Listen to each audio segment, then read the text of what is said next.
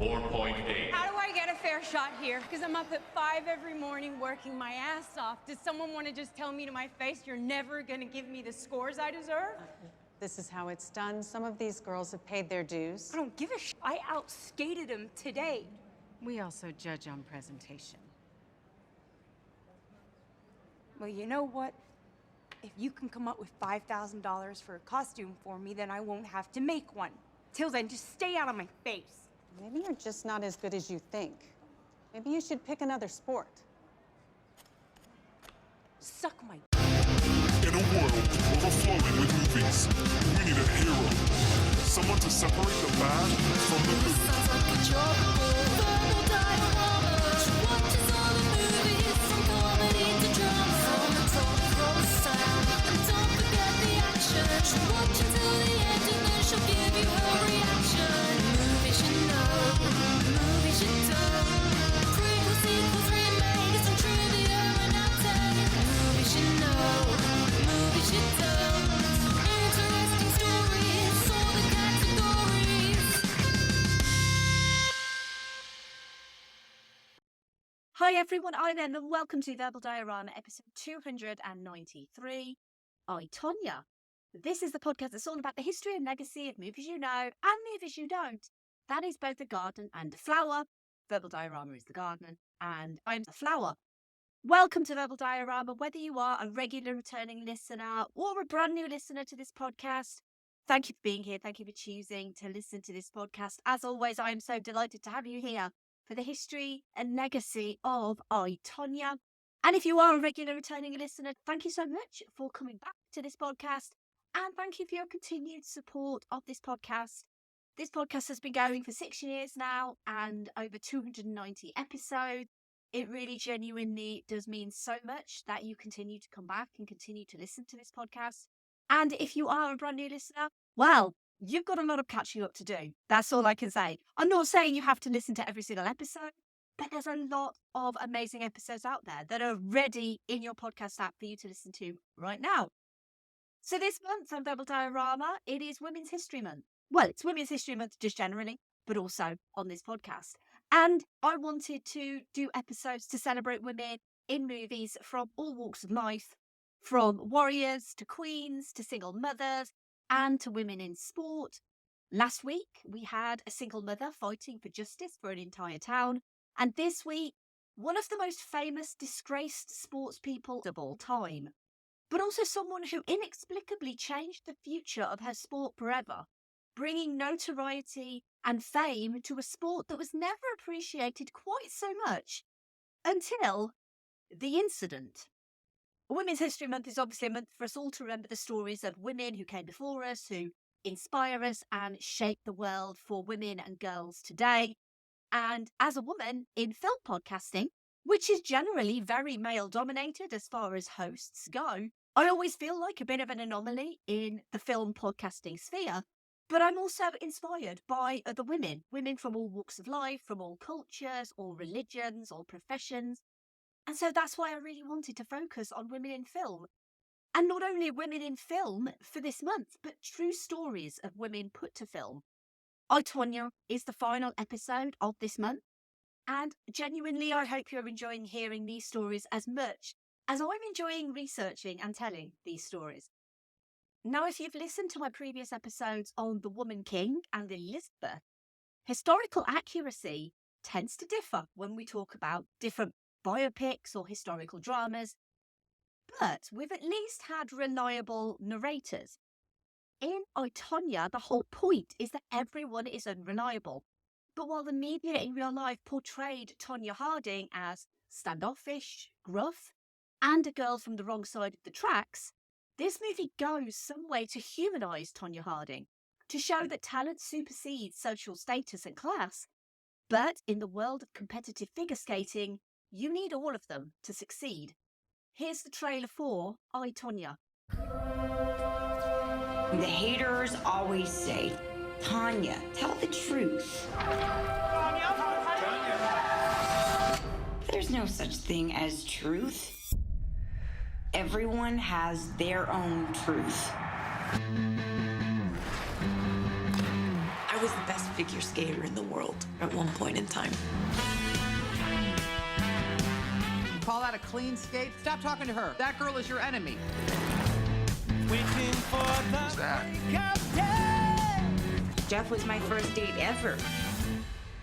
And my mom came. You need to see a wholesome American family. I don't have a wholesome American family. Nothing's ever your fault. I was embarrassed for you. My entire life, I've been told I wouldn't amount to anything. And you know what? Maybe I would. 4.8. How do I get a fair shot here? We also judge on presentation. We're gonna need to even the playing field. I know a guy, shouldn't even be saying his name. Derek. The press wanted me to be the pile of crap. I never did this.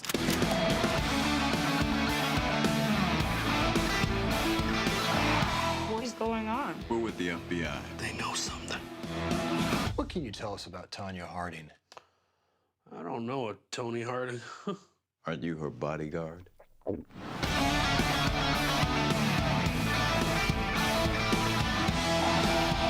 I was a kid, did you ever love me? I made you a champion, knowing you'd hate me for it. That's the sacrifice a mother makes. You cursed me.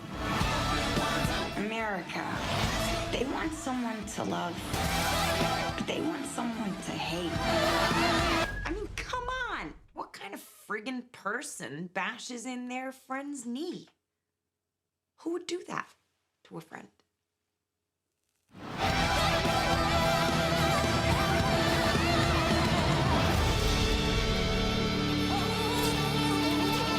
Stop that. Growing up in an abusive and poor family in Portland, Oregon, competitive figure skater Tonya Harding was never fully accepted in the figure skating community for not inherently being the image, grace, breeding, and privilege that the community wanted to portray, despite being naturally gifted in the sport athletically. Harding became national champion, a world championship medalist, an Olympian, and the first American woman to complete the triple axel in competition. But despite all this success, she is arguably best known for her association to the incident, the 6th of January 1994 attack on her competitor Nancy Kerrigan, who, unlike Tonya, was everything that the figure skating community wanted in their representatives. Let's, as always, run through the cast of this movie. We have Margot Robbie as Tonya Harding, Sebastian Stan as Jeff Gillooly, Alison Janney as Lavonna Harding, Julianne Nicholson as Diane Rawlingson, Caitlin Carver as Nancy Kerrigan, Bojana Novakovic as Dodie Teachman, Paul Walter Hauser as Sean Eckhart, Bobby Cannavale as Martin Maddox, and McKenna Grace as young Tonya. I, Tonya was written by Stephen Rogers and was directed by Craig Gillespie. Figure skating was the first winter sport to be included in the Olympic Games, with its introduction occurring at the 1908 Olympics in London until 1920. It then became part of the first Winter Olympic Games in 1924. The International Skating Union, or ISU, regulate international figure skating judging and competitions, including the Winter Olympics, the World Championships, the World Junior Championships, the European Championships, the Four Continents Championships, the Grand Prix Series, both senior and junior, and the ISU Challenger Series. It's not a cheap sport to participate in. Expenses for women in the sport at US Championship level in the late 1980s were nearly $50,000 a year. For a young child just starting out with coaching, you'd expect to pay around $7,000 to $8,000 a year. Nor is winning lucrative. At the 2011 World Championships, both male and female skaters who won would earn about $45,000. Many have to have other jobs on the side. And so it makes the story of Tonya Harding even more remarkable, because Harding came from a poor working class background, neither of which were represented in ice skating, because it was such an expensive sport to get into. Tonya Harding was figure skating's rebel. In a sport where women were supposed to be slim, dainty, and graceful, Harding was graceful on the ice, but she was also fierce, athletic, brash, and not afraid to call out the sport or its body for its double standards and its classism. But on the ice, Harding was a talent, unafraid to push herself and change the standards associated with the sport. She was also huge tabloid fodder, and often her tumultuous relationship with her mother, her husband, and the media superseded her talent and athleticism. Harding quickly became a household name. In 1991, she was the first American woman to pull off the notoriously difficult triple axel, and she was also involved in the biggest and possibly only scandal to hit US figure skating in 1994, the unprovoked attack on Nancy Kerrigan. The aftermath of the attack was recorded, meaning news outlets had footage of a screaming Nancy Kerrigan moments after being assaulted. This undoubtedly led to the incident being reported on more than it would have otherwise been. And the crazy particulars surrounding Harding's ex-husband, Jeff Gillooly, his friend Sean Eckhart, and the two goons hired to assault Kerrigan, Shane Stand and Derek Smith, it became a media circus with Harding at the centre of the ring. It also coincided with the inception of the 24-hour news cycle, and the media fed the public its own narrative, with Harding as the villain and Kerrigan the damsel in distress. But it doesn't feel like the natural fit for a movie. The script for I, Tonya was one of Hollywood's favourite unproduced screenplays, landing on both the hit list and blacklist in 2016. Screenwriter Stephen Rogers was best known for romantic comedies like Hope Floats and Kate and Leopold, and he was looking to reinvent himself. He became fascinated with Harding's perspective of the 1994 Nancy Kerrigan attack after watching Nanette Bernstein's ESPN documentary The Price of Gold, specifically the way Harding was vilified by the press. Rogers flew up to Oregon from Los Angeles to meet Tonya Harding, hoping she would let him purchase her life rights for a screenplay. Harding understandably has issues trusting strangers, or indeed human beings in general, but they got on. She told him her side of the story and asked him if she would have any control over the script he was writing. Rogers truthfully said no, but maybe having her side of the story out in the world was worth it. Rogers would end up pinky promising that if she signed away her life rights, he would do his best by her. Rogers wrote the script on spec so that he could maintain some control over the project and produce it himself outside the studio system. Over the 3-year process of bringing this story to the screen, Rogers says the trickiest aspect was securing Harding and Gillooly's life rights. He reached out to Jeff Gillooly, then going by Jeff Stone, who allegedly still feels guilty for orchestrating the string of events that resulted in the US Figure Skating Association banning Harding for life. Gillooly had pleaded guilty to racketeering in the aftermath and was sentenced to 2 years in prison, and he didn't want any money for his rights. Once Rogers had secured the life rights for both individuals, the screenwriter flew back to Oregon and interviewed Harding and Gillooly more intensely, and their stories were wildly different to each other's. Rogers knew that this was the trick up his sleeve, the differing perspectives of two people and the contradictory stories. This was going to be no conventional biopic, but a narrative that was unreliable, with characters breaking the fourth wall to explain what was going on, and it would also include Harding's mother, Lavonna, interrupting to criticise the screenplay by not including her story enough. Rogers would say there was only one subject on which Harding and Gillooly agreed, that Lavonna Harding was verbally and emotionally abusive to Tonya. Lavonna Harding wasn't approached for interview, but Rogers knew immediately who he wanted for the role, his friend Alison Janney. Rogers insisted on Janney playing the part, so much so that when he sold the script, that was a condition of the sale, that Alison Janney must play Lavonna Harding. Rogers sent the script out to as many independent production companies as possible. One of them was the newly formed Lucky Chap Entertainment, launched in 2014 by Margot Robbie, her then boyfriend, now husband Tom Ackerley, and friends Josie McNamara and Sophia Kerr. I, Tonya would be the first major motion picture release for the company, but at the time they got the script, neither Robbie nor Ackerley knew who Tonya Harding was. Robbie thought the story was fictional. It wasn't until she went down a Wikipedia rabbit hole that she realised this was based on a crazy true story. Robbie didn't just want to produce the movie either, she wanted to star as Tonya Harding. She'd starred opposite Leonardo DiCaprio in The Wolf of Wall Street and in Suicide Squad as Harley Quinn, and Robbie wanted to do something different, but it would need a physical transformation as well as the same drive that led Harding to do that infamous triple axel. Robbie was immediately drawn to Tonya Harding. Upon learning it was based on real events, she became even more intrigued and saw it as an opportunity to portray a multidimensional female character.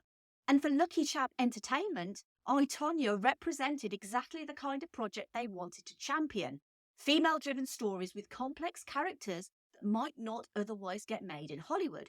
As a relatively new production company, they saw value in the unique script that larger studios might have considered too risky.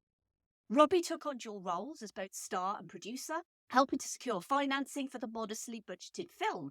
Director Craig Gillespie, known for Lars and the Real Girl, came on board, and the team assembled the rest of the cast, including Sebastian Stan and the must casting of Alison Janney. For Sebastian Stan, his casting as Jeff Gillooly was miles from his most well-known role of Bucky Barnes in Captain America. You wouldn't necessarily equate the Winter Soldier's stoicism with Jeff Gillooly's violent temper and mustache, but that's acting. Costume designer Jennifer Johnson had a wealth of video and photographic reference to Harding's skating costumes, but she also wanted to be careful to not stray into caricature.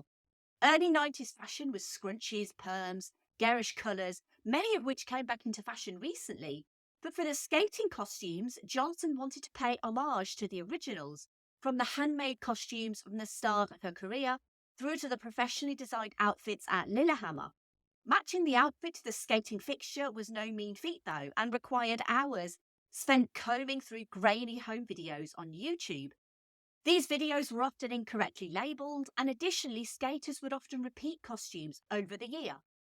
Johnson and her team intentionally created outfits that were poorly fitting and made with cheap, uncomfortable fabrics, reflecting on Harding's status as an outlier in the sport, and definitely not one of those nice middle-class girls like Nancy Kerrigan, who is seen in the pure virginal white lace costume she was attacked in. Harding's bejeweled turquoise costume she wears for the triple axel was one of the few styles with which Johnson used a little creative license, adding a silver underlay to the leaves of her skirt. It was intentionally made with single-stretch jumbo spandex, which is really thick and awkward. It was so real to life that Tonya Harding approached Johnson at the movie's after-party and commented how authentic the costume looked. Now, of course, if Margot Robbie was going to be playing Tonya Harding, Margot Robbie needed to know how to skate. And luckily, she had experience in ice hockey, so knew the basics of skating on ice. But she still spent 3 to 4 months in training and weeks specifically with choreographer Sarah Kawahara on the ice. By the time principal photography started in Atlanta in January 2017, Robbie was able to shoot entire sequences of Hardy's routines, along with professional doubles. The triple axel, though, was something else. Only 25 women have ever been able to pull off a triple axel. Only 5 of those in Olympic programs, and any of them who were still able to do so were likely in training for the next Olympics and wouldn't be able to risk performing it for the movie. The first woman to successfully do a triple axel was Midori Ito. She was the first woman to do it at regional competition in Japan in 1988, then again internationally at the 1988 NHK Trophy, and the first woman to do it at the Olympics in 1992. To achieve it for the movie, the production hired skating doubles Heidi Munger and Anna Malkova. Robbie did as much of her own skating as possible, with the routines in the movie almost shot-for-shot remakes of Harding's actual routines. Robbie suffered from a herniated disc in her neck, which occurs when all or part of the disc is forced through a weakened part of the spine. It causes extreme pain when moving the neck, which can also be felt through the shoulder blades and arms. Robbie couldn't afford to leave the project, so just got shot up with painkillers and had routine MRIs to ensure it was safe for her to continue filming skating scenes. The complex jumps were replicated by Robbie on a blue screen, so they had the angle of her face. They then digitally map her face over Malkova's or Munger's. For other shots like the triple axel, they created a digital face from scratch in conjunction with French company Iceco and VFX studio 8 VFX. For the triple axel, Robbie starts skating for real, and then a body double takes over, but with Robbie's face superimposed over. The triple axel is also shown in the movie in extreme slow motion, giving viewers plenty of time to study the jump and show off how impressive a jump it actually is. They ended up blending 3 or 4 takes to get the best version. They also set up 6 witness cameras around the ice rink, so they could pinpoint the movements of the skating double, rebuilt all the stadiums in CG, and because the budget wasn't there to fill stadiums with extras, they also repopulated stadiums with CG people so they could match exact backgrounds from shot to shot. 8VFX produced 215 visual effects shots in just 6 months. Like most low-budget movies, I, Tonya had a quick turnaround. It had a 31-day shoot with everyone pitching in to help. There were often filming days where Margot Robbie and Sebastian Stan were playing teenagers in the morning, 20-somethings in the afternoon, and 40-somethings in the evenings. There was one day where they had 20 setups in a single day. I, Tonya wrapped filming in spring 2017 with plans for an autumn 2017 release, with hopes of making it into Oscar season. This meant the crew had just weeks to complete post-production before the film's premiere at the Toronto Film Festival. Editor Tatiana S. Regal had the unenviable job of balancing the tone in the edit. This is a movie that has to balance the comedy of the situation, as well as the violence of domestic abuse, and showing characters in a sympathetic light. So if the movie has unreliable narrators on purpose, what is accurate to what we know, and what is just made up, and what will we never know whether it's true or not? It's basically a truth universally acknowledged that Tonya Harding was often verbally and physically abusive to Tonya, and this was witnessed several times over the years. While no one witnessed a young Tonya Harding peeing herself on the ice, it was well known that Tonya would refuse her request to get off the ice after having scrimped and saved to pay for her lessons. Tonya was also witnessed hitting Tonya with a hairbrush by other child skaters. The fact that Tonya was paying for Tonya's lessons was always mentioned, and Tonya really did have to go to school in her skating costume for class photos so that she also had skating photos. Tonya's father didn't leave the family first, and Tonya did. Tonya lived with her father for 18 months until he got a new job in Idaho. Tonya then moved back in with her mother, who was by then married to her 6th husband, James Golden. Tonya's half-brother, Chris Davidson, aka Creepy Chris, really did try to sexually assault Tonya when she was 15. She ended up running to a neighbour's house to call the police. Davidson was arrested and spent several years in jail for the attempted assault. He was then killed in a hit-and-run after his release from prison. Tonya never believed Tonya's account of what happened. It's worth noting that mother and daughter haven't spoken since 2002. A death threat really was called in against Tonya Harding before a regional competition in the Pacific Northwest. Whether it was Eckhart or not is unknown, but it probably wasn't him. While Harding never told the judge to suck her appendage, shall we say, when she read it in the script, Harding wished she had said it. She did regularly call out the judge's classism and bias, though, including those who criticised her homemade outfits and told her she didn't fit the all-American image of a stable home life, and that was going to affect her chances to get on the Olympic team. Harding reconciled with Jeff Gillooly after their 1993 divorce purely to show the stability to get better marks and to get picked for the Olympics. And in one of the more bizarre turns, Sean Eckhart really did believe he was a counter-terrorist expert, often bragging about his dangerous exploits. He really did interview with Diane Sawyer in 1994, claiming that his education and training was in counter-espionage and counter-terrorism, and that he'd been quoted by a travel magazine as an expert in terrorism. Eckhart really did brag publicly about his involvement in Nancy Kerrigan's attack. Eckhart's father also bragged about his son's involvement. Various people went to the FBI with information about Eckhart's confessions, including his close friend Gene Saunders, who was wiretapped by the FBI to gather information from Eckhart. Eckhart was questioned the next day and confessed to his involvement in Nancy Kerrigan's attack. The goons that were hired, Shane Stant and Derek Smith, were nephew and uncle. Stant really did move his car every 30 minutes to avoid suspicion in the car park of the Tony Kent Arena. The movie suggests he did it every 15 minutes, but still avoiding suspicion there like an absolute pro.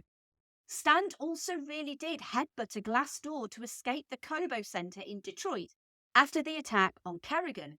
He also tackled an innocent bystander to the ground as he ran to Smith in the getaway car. After the incident and the resulting media circus, Tonya Harding tried to stay out of the glare of the cameras So to get pictures, the media would try to get her car towed or set off the alarm, just so she would have to leave her home and face them. But the final truth of the matter is that Tonya Harding pled guilty to conspiring to hinder the prosecution of Nancy Kerrigan's attackers in March 1994. She received a $160,000 fine, 3 years probation, and 500 hours of community service.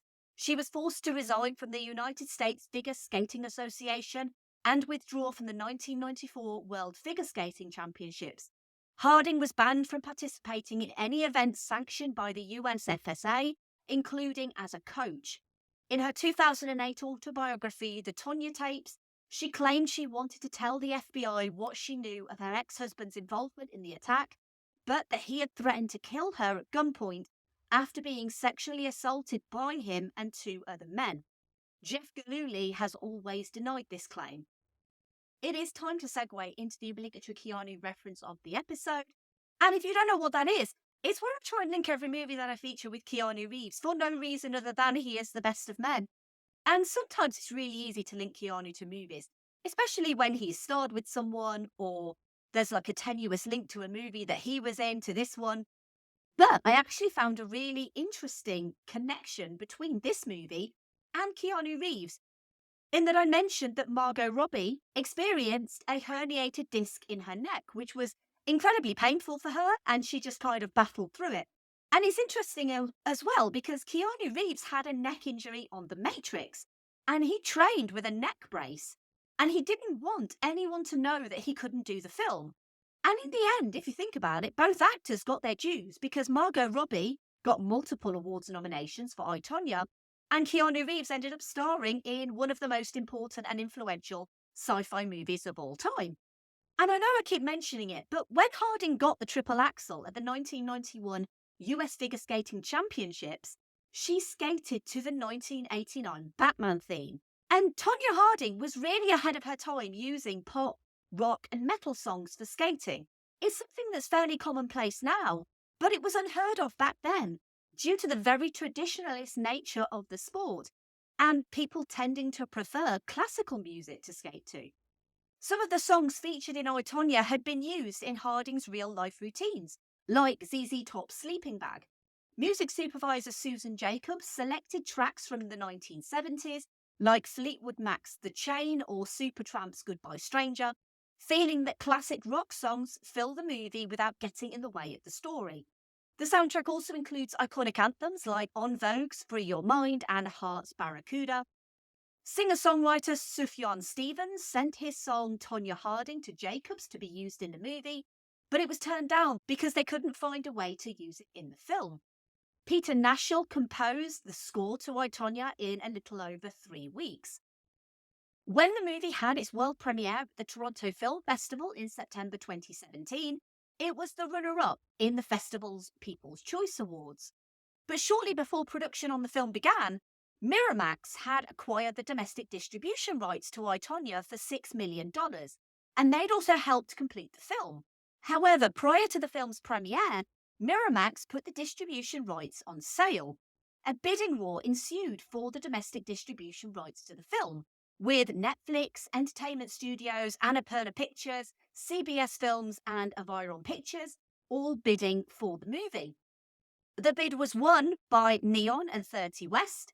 They paid $5 million for the distribution, and the release of I, Tonya was scheduled firmly for award season in December 2017, with a wider release set for January 2018 to coincide with the Winter Olympics.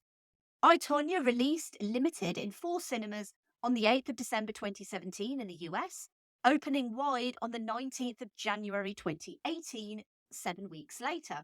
While it had slowly increased the number of cinemas it was available in, it would never quite crack the US top 10, peaking at 12th in its 5th week and then again in its 9th week.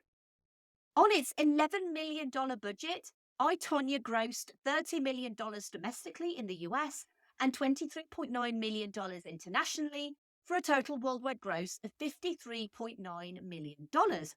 It also has a 90% rating of Rotten Tomatoes, with a critical consensus reading, led by strong work from Margot Robbie and Anna Sinjani. I, Tonya finds the humour in its real-life story without losing sight of its more tragic and emotionally resonant elements. While both Margot Robbie and Alison Janney were praised, the idea of making Harding a sympathetic character didn't sit well with everyone, with USA Today critic Christine Brennan, who had covered the real story in 1994, criticising the movie for not letting facts get in the way of a good story and suggesting that the only person Tonya Harding had to blame was herself. I, Tonya received a total of 96 awards nominations and 44 wins, making Lucky Chap Entertainment's first feature film a bit of an awards darling. At the Academy Awards, it was nominated for Best Actress for Margot Robbie, Best Supporting Actress for Alison Janney, and Best Film Editing for Tatiana S. Regal. Alison Janney would end up winning. Janney also won the BAFTA for Best Supporting Actress, with the movie nominated for Best Actress, Best Costume Design, Best Makeup and Hair, and Best Original Screenplay. Janney also won the Golden Globe, with Margot Robbie again nominated for Best Actress, and the movie itself nominated for Best Motion Picture, Musical or Comedy. And so this was a movie that ended up a commercial success, a critical success, and an award season success as well. The quote-unquote whack heard around the world created a worldwide media frenzy long before Twitter or Instagram, and was really only quashed after the O.J. Simpson chase and the subsequent trial. The word galooli became a verb, to galooli someone. But the biggest change after the incident was figure skating itself. When Tonya Harding and Nancy Kerrigan competed in the short programme at the 1994 Winter Olympics, 48.5 million viewers turned in for a single programme that was tape delayed. And all of a sudden, the world became interested in ice skating, with up-and-comers like Michelle Kwan becoming celebrities in their own right. Kwan was 13 years old, training in the Kobo Arena the day Nancy Kerrigan was attacked, and everyone in the arena was left shaken by a man seemingly able to get past security and attack a professional skater in broad daylight.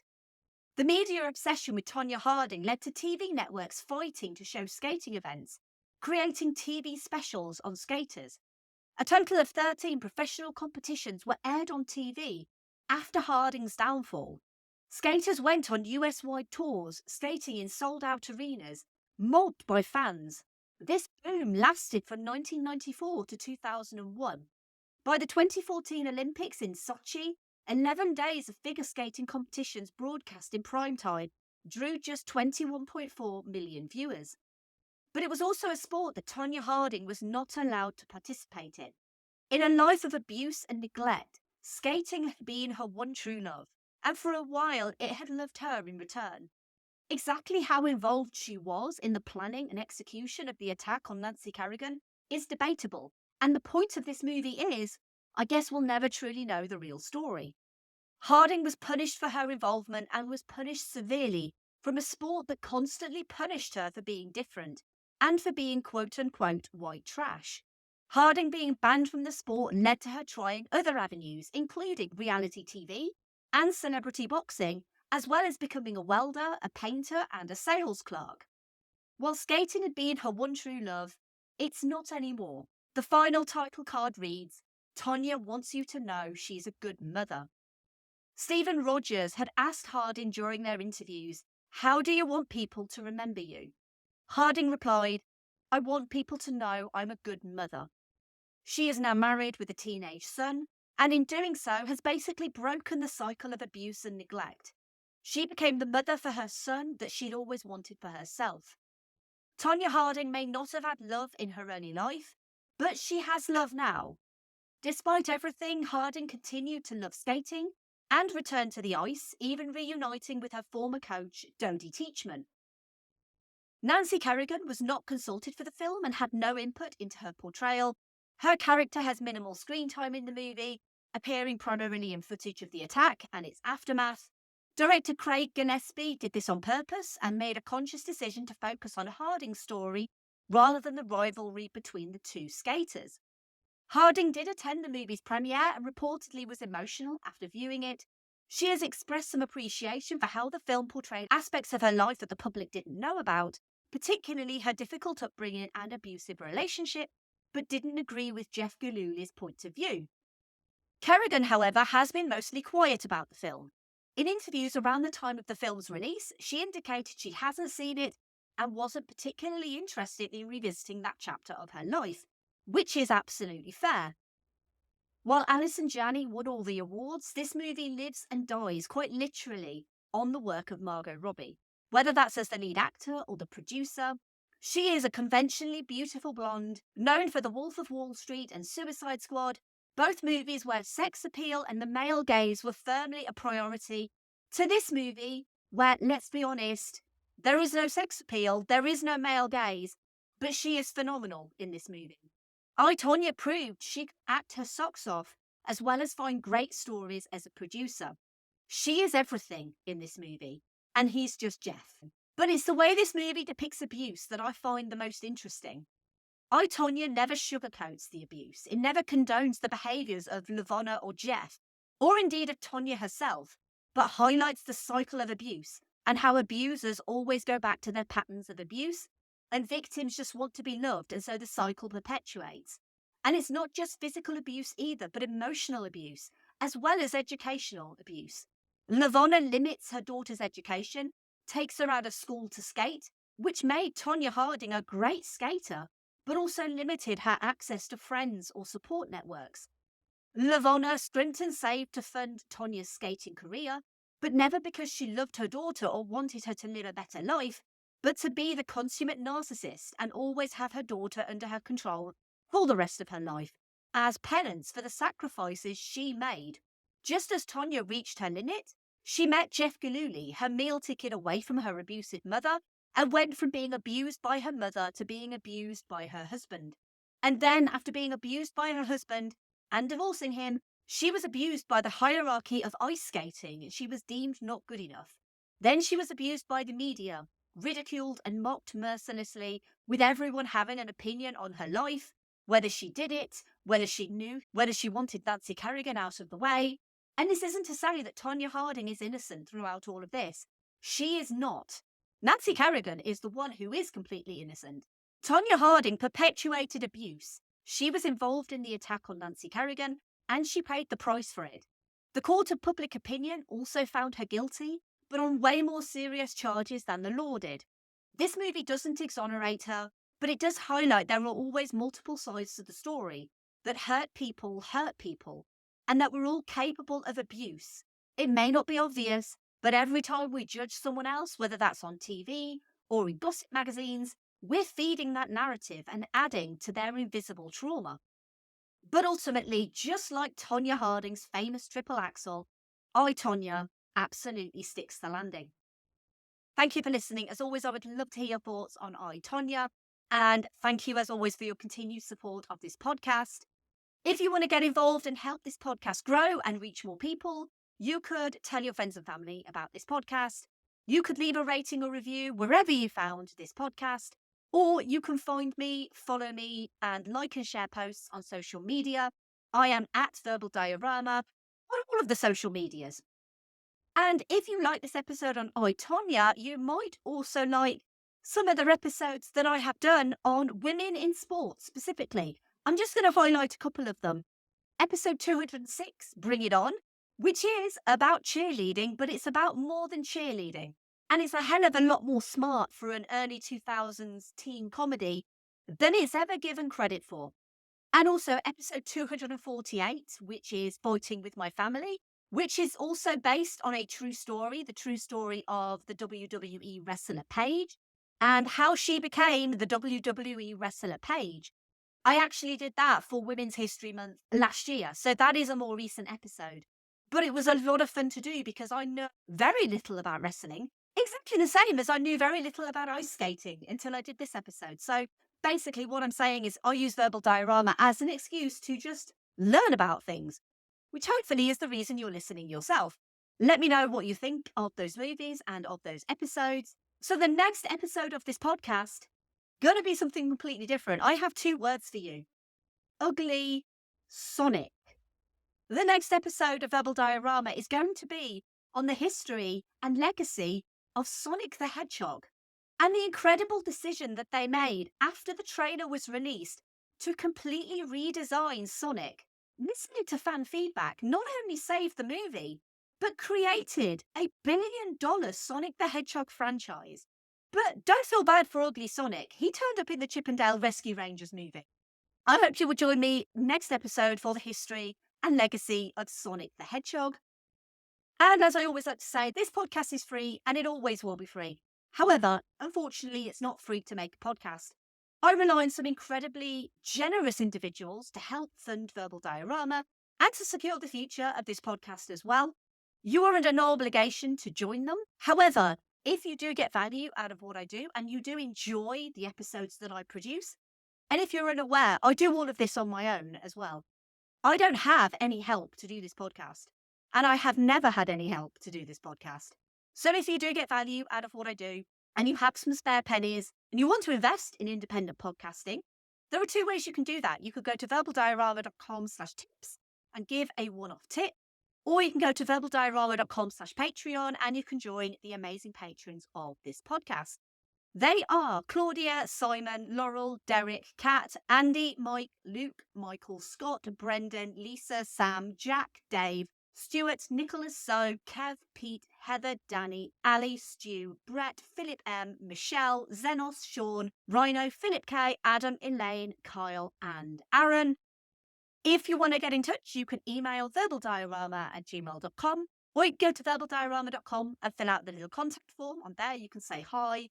You can give feedback. You can also make suggestions as well if you wish.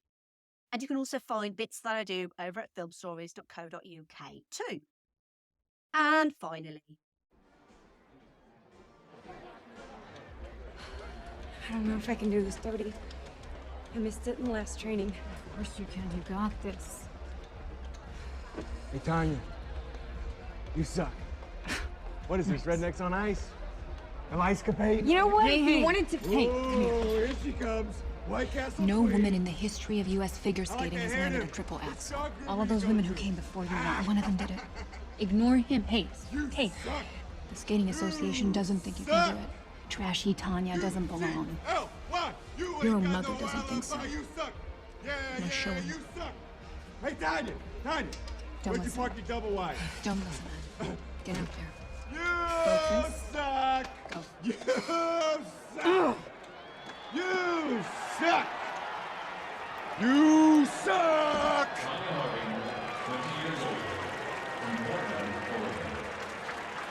Here now is Tonya Harding, second after the original program, just 20 years old, from Portland, Oregon. Great power, great speed, great athletic ability.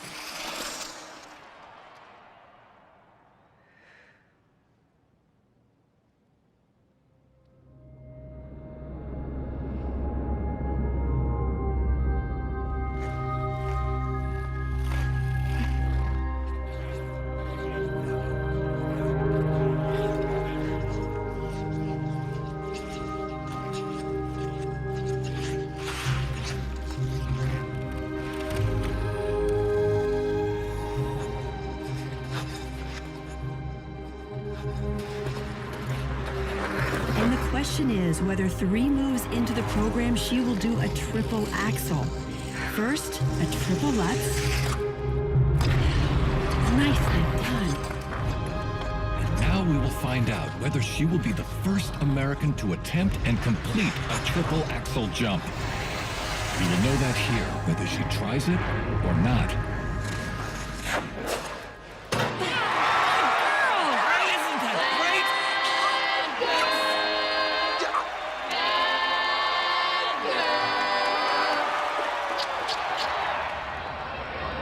Everybody calls me little girl bad. Everybody blames me. Oh my God, I mean, it was totally the most awesomest thing.